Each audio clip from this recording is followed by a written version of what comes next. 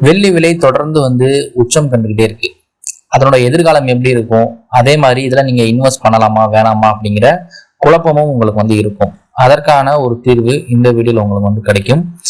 வெள்ளியை பொறுத்தவரைய தங்கத்தை போலவே டெய்லி உங்களுக்கு ரேட் அப்படிங்கிறது சேஞ்ச் ஆகிட்டே இருக்கு. அதுவும் கொஞ்சம் நஞ்சம் இல்லை, கிட்டத்தட்ட ஒரு கிலோக்கு ஒரே ஒரு வருஷத்துலேயே 1 லட்ச ரூபாய்க்கு மேல இன்க்ரீஸ் ஆயிருக்கு. இது இதுவரை இல்லாத அளவுக்கு இன்க்ரீஸ் ஆனதுனால இதை வாங்குறவங்க தொடர்ந்து, அதாவது வாங்குறவங்க அப்படின்னா இன்வெஸ்ட் பண்றவங்க தொடர்ச்சியா பாத்தீங்கன்னா இதுல இன்வெஸ்ட் பண்ண ஆரம்பிச்சுட்டே இருக்காங்க. அதே மாதிரி பெரும் தொழிலதிபர்களும் இதுல கவனம் செலுத்துறாங்க. ஏன்னா இது நிறைய இடங்கள்ல உபயோகப்படுது. மேனுஃபேக்சரிங் செக்டார்ல ரொம்ப ரொம்ப ஒரு இம்பார்ட்டன்டான ஒரு பொருள் அப்படின்னா வெள்ளி சொல்லலாம். ஏன்னா எப்படி இரும்பு மற்றும் பித்தளை போன்ற மெட்டீரியல்ஸ் கன்ஸ்ட்ரக்ஷனுக்கோ அல்லது மற்ற மேனுஃபேக்சரிங் செக்டாருக்கோ யூஸ் ஆகுதோ, உபகரணங்கள் செய்ய பயன்படுதோ, அதே மாதிரி வெள்ளியும் பேட்டரி மற்றும் சோலார் பேனல்ஸ் எல்லாம் செய்ய பயன்படுறதா சொல்றாங்க. இதன் காரணமாக இதனுடைய விலை அப்படிங்கிறது, இதோடைய டிமாண்ட் ஏறும் பொழுது விலையும் இன்க்ரீஸ் ஆகுது. வெள்ளி ஏறுற அளவுக்கு தங்கத்தின் விலை ஏறல அப்படின்னு பார்க்கும் பொழுது, தங்கத்தை நம்ம அடகு வைப்பதற்கோ, அதே மாதிரி பாத்தீங்கன்னா தங்கத்தை நம்ம ஜஸ்ட் ஒரு அலங்கார பொருளை தான் பாக்குறோம். ஆனா வெள்ளியை அப்படி பார்க்க முடியாது. அது இப்ப இந்தியன் கவர்மெண்ட் வெள்ளியை அடகு வைக்கலாம் அப்படிங்கிற மாதிரி கொண்டு வந்திருக்காங்க. ஏன்னா அதனுடைய விலை அப்படிங்கிறது ஏறப்போகுது அப்படிங்கிறது அவங்களுக்கு கண் கூட தெரிஞ்சிருச்சு. இது ஒரு முக்கியமான ஒரு பாயிண்ட். கண்டிப்பா வெள்ளியுடைய விலை இன்னும் வர்ற காலங்கள்ல ஏறப்போகுது அப்படிங்கிறத கவர்மெண்ட் எப்ப இந்த வெள்ளியை வச்சு லோன் வாங்கலாம்னு சொன்னாங்களோ அந்த நேரத்திலேயே உங்களுக்கு கண்டிப்பா தெரிஞ்சிருக்கணும். மிகப்பெரிய பிசினஸ்மேன் எல்லாருக்குமே கண்டிப்பா இது தெரிஞ்சிருக்கும். அதனால இதனுடைய விலை தொடர்ச்சியா ஏறுது. இதுல இன்வெஸ்ட் பண்றவங்களும் தொடர்ச்சியா இன்வெஸ்ட் பண்ண ஆரம்பிச்சாங்க. வெள்ளியை கம்பேர் பண்ணும் பொழுது தங்கத்தின் விலை மெதுவா தான் ஏறிக்கிட்டு இருக்கு. இதுல முக்கியமா கவனிக்க வேண்டியது பாத்தீங்கன்னா பெரும் நிறுவனங்கள் இதை பத்தி என்ன சொல்றாங்க அப்படிங்கிற விஷயத்த பார்க்க போறோம். டெஸ்லான்னு சொல்லக்கூடிய நிறுவனம் எல்லாருக்குமே தெரிஞ்சிருக்கும். டெஸ்லா நிறைய விஷயங்கள் பண்றாங்க. அதுல முக்கியமா பாத்தீங்கன்னா எலக்ட்ரிக் கார் உற்பத்தியில முதன்மையா பாத்தீங்கன்னா அவங்க இருக்காங்க. இதனுடைய நிறுவனர் ஆன எலான் மஸ்க் அவர்கள் இதற்கான சில தகவல்கள் எக்ஸ் வலைதளத்துல பதிவிட்டு இருந்தாரு. வெள்ளி ஏற்றுமதி கொள்கையில சீனா மேற்கொண்டிருக்கக்கூடிய சில விஷயங்களை சுட்டிக்காட்டி அவர் ஒரு பதிவு பகிர்ந்திருந்தாரு. இந்த இடத்துலதான் அவருடைய கவலை, வருத்தம் எல்லாமே பாத்தீங்கன்னா அவர் கொட்டி தீர்த்திருந்தாரு அப்படின்னே சொல்லணும். ஏன்னா இந்த சில்வருடைய விலை எவ்வளவு ஏறுதோ அந்த அளவுக்கு எலான் மஸ்க் அவர்களுடைய நிறுவனத்துல இருக்கக்கூடிய காரின் விலை ஏறுவதற்கான வாய்ப்புகளும் இருக்கு. ஏன்னா அதுல இருக்கக்கூடிய பேட்டரி அப்படிங்கிறத தயாரிப்பதற்கு வெள்ளி அப்படிங்கிற ஒரு பொருள் முக்கிய பங்காற்றுறது அப்படிங்கிறது நிச்சயம். வெள்ளியுடைய விலை எவ்வளவு ஏறுதோ அந்த அளவுக்கு அந்த பேட்டரியுடைய விலையும் ஏறும். அதனால அந்த காரோட விலையும் பாத்தீங்கன்னா ஏறும். இதே மாதிரி ஒவ்வொரு பொருளுக்கும் தனித்தனியான விலையேற்றம் அப்படிங்கிறது இருக்கும். எந்த இடத்துல எல்லாம் வெள்ளி பயன்படுத்துறாங்களோ அந்த இடத்துல எல்லாம் பாத்தீங்கன்னா அந்த பொருளினுடைய விலை அப்படிங்கிறது கண்டிப்பா ஏறும். இதனால இன்னைய டேட் வரைய பாத்தீங்கன்னா 1 கிலோ வெள்ளியுடைய விலை 3 லட்ச ரூபாய் கிட்டக்க போயிடுச்சு. இது இன்னும் வருங்காலத்துல உயரும் பொழுது நிச்சயமா டெஸ்லா நிறுவனத்திற்கு சவால் நிறைந்த ஒரு விஷயமாகத்தான் இருக்கும். உலக சந்தையில பாத்தீங்கன்னா தங்கத்துடைய விலை அப்படிங்கிறதும் பாத்தீங்கன்னா படிப்படியாக ஏறிக்கிட்டு இருக்கு. ஆனா வெள்ளியின் விலையேற்றம் அப்படிங்கிறது எகிரிக்கிட்டு இருக்கு அப்படின்னே சொல்லலாம். அதே நேரத்துல ஒரு புவி சார்ந்த ஒரு பதற்ற நிலை, ஒரு போர் வரும் பொழுதோ அல்லது வேற ஏதாவது ஷேர் மார்க்கெட்ல ஒரு ரிசெஷன் வரும் பொழுதோ எல்லாருமே இன்வெஸ்ட் பண்ணக்கூடிய ஒரு முக்கியமான விஷயம் அப்படின்னு பார்க்கும் பொழுது வெள்ளி, தங்கம் மற்றும் கச்சா எண்ணெய், இந்த விஷயங்கள்ல தான் பெரும்பாலும் பணம் அப்படி போடுவாங்க. ஒருவேளை கச்சா எண்ணெயோட விலை திடீர்னு குறையும் பொழுது பாத்தீங்கன்னா அதுல முதலீடு பண்ணவங்க எல்லாருமே பாத்தீங்கன்னா தங்கத்துக்கோ அல்லது வெள்ளிக்கோ வருவாங்க. இந்த மாதிரி சூழ்நிலை தான் போய்கிட்டு இருக்கு. இப்ப என்ன சமீப காலமா நடக்குது அப்படின்னா தங்கத்தோடைய விலை மெதுவா தான் ஏறிக்கிட்டு இருக்கு. வெள்ளியோடைய விலை அதே மாதிரி பாத்தீங்கன்னா ஸ்கை ராக்கெட் அளவுல ஸ்பீடா ஏறிக்கிட்டு இருக்கு. அப்படிங்கிறத தங்கத்துல முதலீடு பண்ணவங்களும் பாத்தீங்கன்னா அந்த பணத்தை எடுத்து வெளியில போடுறதா கேள்விப்பட்டோம். இந்த மாதிரி சில விஷயங்களும் நடந்துட்டு இருக்கு. இதன் காரணமாகவும் பாத்தீங்கன்னா வெள்ளியோடைய விலை சர்ன்னு ஏறிக்கிட்டு இருக்கு அப்படின்னு சொல்லலாம். ஆனா இந்த விலையேற்றம் அப்படிங்கிறது தொடர்ச்சியா ஏறுமா அல்லது திடீர்னு ஸ்டாப் ஆகி திடீர்னு கீழே விழுமா அப்படிங்கிறத யாருனாலையும் சொல்ல முடியாது. இது அதோடைய டிமாண்டை பொறுத்தது அப்படிங்கிறது 100% எல்லாருக்குமே தெரிஞ்சிருக்கும். இப்ப நம்ம சொல்ல விஷயம் எல்லாத்தையும் தாண்டி பாத்தீங்கன்னா வெள்ளி விலை உயர்வு அப்படிங்கிறதுக்கு பின்னாடி சர்வதேச அளவுல இருக்கக்கூடிய எழுச்சி அப்படிங்கிறது, மக்களுடைய விழிப்புணர்வு அப்படிங்கிறது முக்கிய ஒரு காரணமா இருக்கும். அதே மாதிரி தொழிற்சாலைகளுக்கான தேவை அப்படிங்கிறதும் வந்து ஒரு முக்கிய காரணமாக இருக்கும் அப்படிங்கிறது நிதர்சனமான ஒரு உண்மையா இருக்கு. சரி, சீனா என்னதான் வந்து இப்ப விதியை மாட்டிருக்காங்க அப்படிங்கிறது நமக்கு கண்டிப்பா வந்து தெரியணும். ஏன்னா ஒருவேளை நீங்க வெளியில இன்வெஸ்ட் பண்றீங்கனாலோ அல்லது நிறைய வெள்ளி பொருட்கள் நீங்க வாங்க போறீங்கனாலோ இது நீங்க தெரிஞ்சிருக்கணும். நான் இன்வெஸ்ட் பண்ணல வெள்ளி மேல, ஆனா நான் நிறைய வெள்ளி வாங்கி வீட்டுல வந்து வச்சுக்க போறேன் அப்படின்னாலும் கண்டிப்பா உங்களுக்கு வந்து தெரியணும். ஏன்னா இன்னைக்கு நீங்க வந்து ஒரு 3 லட்ச ரூபா கொடுத்து 1 கிலோ வாங்கிட்டீங்க, நாளைக்கு திடீர்னு 2 லட்ச ரூபா ஆயிடுச்சு அப்படின்னா அது கண்டிப்பா உங்களுக்கு வந்து மன கஷ்டத்தை வந்து கொடுக்கும். அதனால வந்து நீங்க இந்த விஷயத்த நீங்க வந்து டீட்டெயிலா தெரிஞ்சுக்கோங்க. இந்த வீடியோவை தொடர்ச்சியா வந்து பாருங்க. தொடர்ச்சியாக வந்து வெள்ளி ஏற்றுமதிக்கு கட்டுப்பாடுகளை சீனா விதிச்சதுதான் இந்த வெளியேற்றத்துக்கு முக்கிய காரணம் அப்படின்னு வந்து சில பேர் வந்து சொல்றாங்க. சில நாடுகள், மெக்சிகோ போன்ற நாடுகளும் வந்து இந்த மாதிரி வந்து வெள்ளி உற்பத்தியில அதிக பங்கு வகிக்கிறாங்க. நிறைய வந்து மைனிங் வந்து பண்ணிக்கிட்டு இருக்காங்க. இதுல வந்து டாப் 10 லிஸ்ட்ல சீனா வந்து இருக்கு. அவங்க திடீர்னு இந்த மாதிரி வந்து கட்டுப்பாடு விதிப்பதனால வந்து இந்த விலையேற்றம் அப்படிங்கிறது ஏற்பட்டு இருக்கலாம் அப்படின்னு வந்து சொல்றாங்க. இந்த மாதிரி இருக்கக்கூடிய வேலையில வந்து இந்த மாதிரி ஏற்றுமதி பண்ணுவதற்கு கவர்மெண்ட் வந்து லைசன்ஸ் வந்து கொடுத்துருப்பாங்க. அவ்வாறு வந்து அரசிடமிருந்து முறையாக உரிமம் பெற்ற பெரிய நிறுவனங்கள் மட்டுமே வந்து இந்த மாதிரி இருக்கக்கூடிய வெள்ளி ஏற்றுமதி வந்து பண்ணிக்கிட்டு வராங்க. இந்த புதிய விதிகளின்படி வந்து சிறு குறு ஏற்றுமதியாளர்களால் வந்து வெள்ளியை ஏற்றுமதி செய்ய முடியாது. ஏன்னா பெரும் நிறுவனங்களுக்கு மட்டுமே வந்து அந்த லைசன்ஸ் அப்படிங்கிறது கொடுக்கப்பட்டிருக்கு.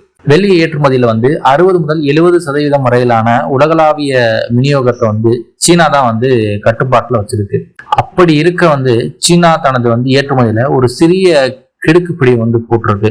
இந்த மாதிரி வந்து ஒரு கட்டுப்பாடை வந்து விதிச்சதுனால வந்து சர்வதேச அளவுல வந்து இதனுடைய விநியோகம் அப்படிங்கிறது பெரிய அளவுல வந்து தட்டுப்பாடை ஏற்படுத்தியிருக்கு. இதற்கு வந்து முந்தைய காலகட்டங்கள்ல பல்வேறு அரிய கனிம வளங்கள் வந்து சீனால வந்து ஏற்றுமதி செய்யப்பட்டாலும் இப்ப வந்து திடீர்னு இந்த மாதிரி ஒரு கொள்கையை வந்து கொண்டு வந்திருக்கு. இது வந்து இன்னொரு காரணமாகவும் இருக்கலாம். என்னன்னா வந்து ட்ரம்ப் வந்து தொடர்ச்சியாக வந்து டேரிஃப் போட்டுக்கிட்டு இருக்காரு சீனா மேலையும், மற்றும் வந்து மத்திய கிழக்கு ஆசியால இருக்கக்கூடிய பெரும் நாடுகள் மேலையும் வந்து வரியை வந்து விதிச்சுக்கிட்டே இருக்காரு. சில நேரங்கள்ல வந்து அது 500% வரியை வந்து விதிச்சதுனால வந்து ஒருவேளை வந்து ஒரு ஆத்திரத்தினால வந்து சீனா வந்து இந்த மாதிரி வந்து கட்டுப்பாடு விதிச்சிருக்கலாம். ஏன்னா சீனால இருந்து அதிகமான வெள்ளி அப்படிங்கிறது வந்து அமெரிக்காவுக்கு வந்து ஏற்றுமதி செய்யப்படுது.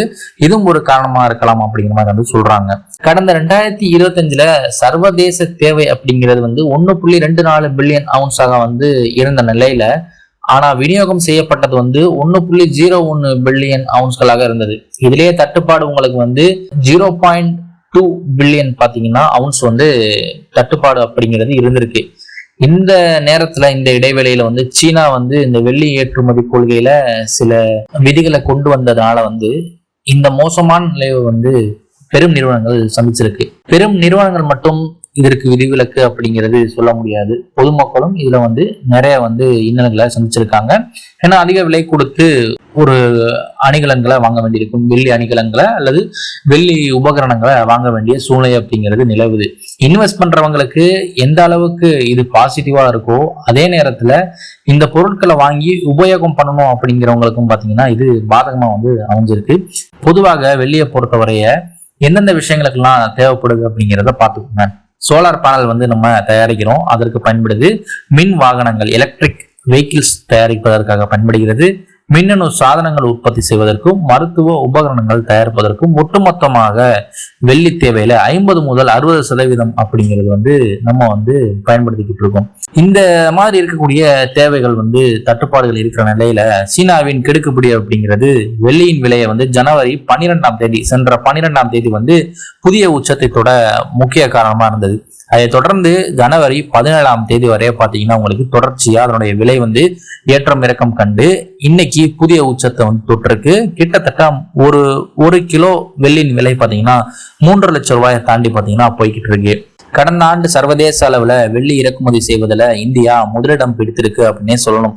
கடந்த ஆண்டு இந்தியாவில 82,800 கோடி வந்து மதிப்பிலான வெள்ளி இறக்குமதி வந்து பண்ணியிருக்காங்க.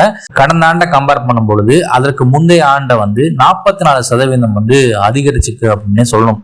தேவை அதிகரித்துள்ள நிலையில வெள்ளியின் விலை வந்து ஒரு கிலோ பாத்தீங்கன்னா 3 லட்சம் ரூபாயை தாண்டி போயிருச்சு. இந்த வெள்ளியில இருக்கக்கூடிய முக்கியமான விஷயம் என்ன பாத்தீங்கன்னா இதுல இருக்கக்கூடிய தனித்துவம் தான். ஏன்னா வந்து தங்கத்தை போல வந்து தங்க சுரங்கம் அப்படின்னு தோன்ற முடியாது.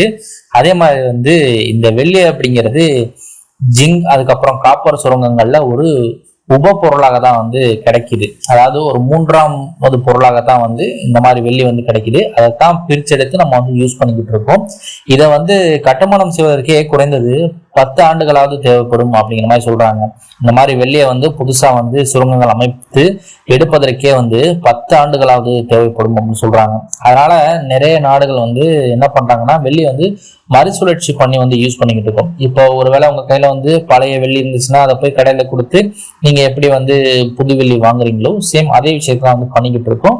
இந்த கம்பெனிஸும் பாத்தீங்கன்னா இப்போ ஒரு எலக்ட்ரானிக்ஸ் பொருள்ல இருக்கக்கூடிய வெள்ளியை எடுத்து வந்து அதை வந்து ரீசைக்கிள் பண்ணி அதை வந்து மீண்டும் வந்து புதிதாக வந்து வேற எலக்ட்ரானிக்ஸ் பொருட்களுக்கோ அல்லது வந்து சோலார் பேனலுக்கோ வந்து பயன்படுத்துவதாக வந்து சொல்லப்படுது.